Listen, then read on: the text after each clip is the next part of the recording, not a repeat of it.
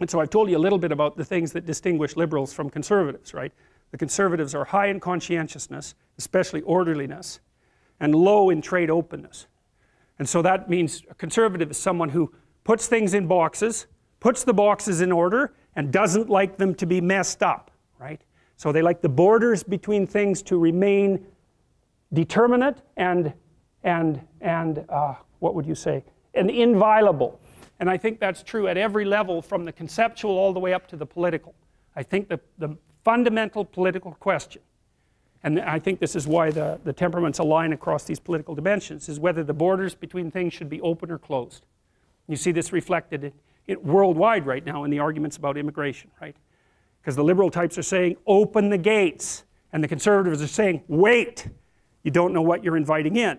And you might say, well, who's right? And the answer is, you don't know. That's the thing. Because sometimes the right answer is, open the gates. These are interesting people. We could trade with them. We could learn from each other. And sometimes the answer is, don't bother. What's going to come in is going to wipe you out and kill you.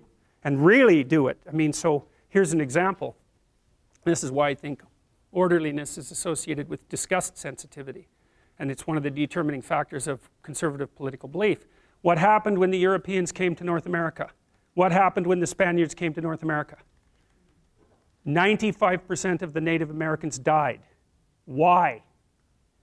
Because the Spaniards brought illness. Smallpox, measles, chickenpox, all these things that the Native Americans had absolutely no resistance to. There were hardly any diseases at all in North and South America. The Spaniards showed up.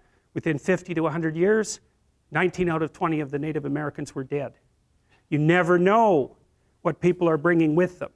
And so what that means is that how should you respond to people who are outside of your circle of familiarity?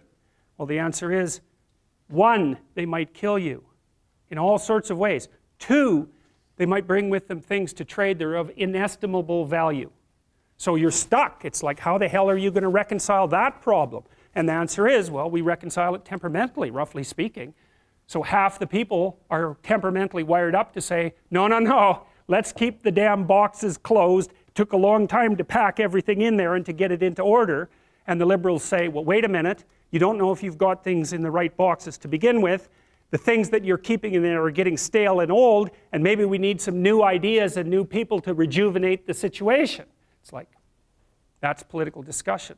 And the political discussion has to proceed because there's no way of solving that problem except by discussing it. So